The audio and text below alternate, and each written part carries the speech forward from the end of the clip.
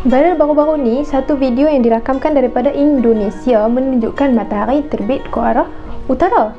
So orang duk kecoh lah kata, benda ni tanda-tanda kiamat ni sebab matahari dah tak mau timbul ke arah timur, dia pergi arah utara, tak lama lagi dia pergi arah barat pula. So betul ke benda ni tanda-tanda kiamat ataupun cuma salah satu fenomena astronomi yang biasa? Tapi sebelum saya ceritakan lebih lanjut tentang peristiwa ni, saya cerita dululah tentang bumi secara amnya. Bumi kita, kejadian siang dan malam bumi kita berlaku kerana bumi berputar pada paksi dia. Tapi bumi kita bukan berputar pada paksi yang tegak lagu ni. Kita bukan berputar lagu ni lah. Kita berputar ada sedikit herot sikit, which is to be exact 23.5 darjah. Maknanya kita berputar lagu ni instead of tegak lagu ni.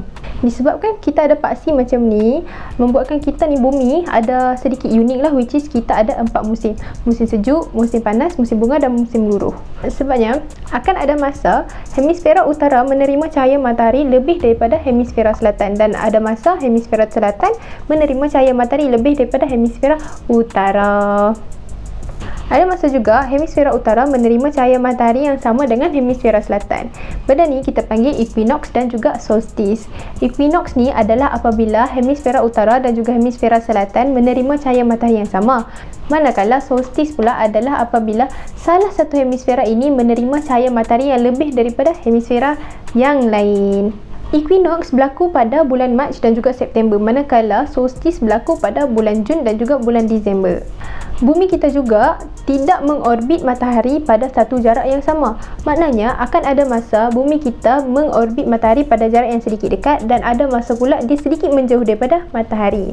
Faktor-faktor ini menyebabkan kita di bumi nampak matahari terbit bukan pada exact spot dia.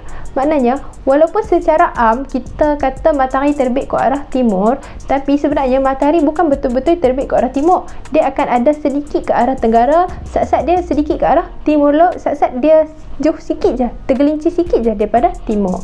So berbalik kepada soalan kita yang asal, adakah perkara matahari terbit ke arah utara ni adalah sebenarnya tanda-tanda kiamat ataupun cuma perkara biasa yang berlaku dalam fenomena astronomi saja? So untuk menjawab soalan ni, sebenarnya matahari terbit ke arah utara ni sebenarnya adalah benda yang biasa berlaku saja. Sebenarnya matahari tu masih lagi terbit ke arah timur. Cuma disebabkan kita sekarang berada di solstice Jun, yang mana hemisfera utara akan menerima cahaya matahari lebih daripada hemisfera selatan, kita akan nampak matahari ni seolah-olah terbit daripada arah utara. Sebenarnya dia masih terbit di arah timur. Adakah arah kiblat kita akan berubah disebabkan matahari terbit arah berbeza? Tak, sebabnya kita kan mengikut arah kiblat Kaabah, bukannya mengikut arah kiblat di mana matahari terbit. Kecuali pada istiwa azam. Istiwa azam ni adalah apabila matahari betul-betul berada di atas Kaabah. Pada waktu ni lah kita digalakkan untuk cek arah kiblat kita, kerana bayang-bayang yang terhasil adalah bayang-bayang daripada arah kiblat. Tapi hampa jangan pergi gatai pula sagi petang hampa pergi pacak tiang ke pedia kan, hampa tengok bayang-bayang, ni kiblat kita. Bukan pada istiwa azam saja kita boleh buat benda ni. Jadi secara conclusionnya, matahari memang tidak terbit betul-betul tepat pada arah timur.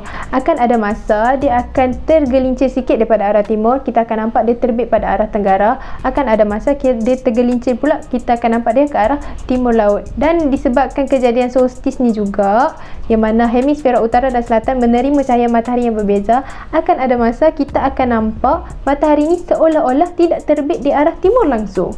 Jadi rest assured, benda ni hanya benda biasa berlaku pada saban tahun. Kalau benda ni mengingatkan hampa kepada hari kiamat, alhamdulillah, teruskan beribadah dan teruskan bertaubat.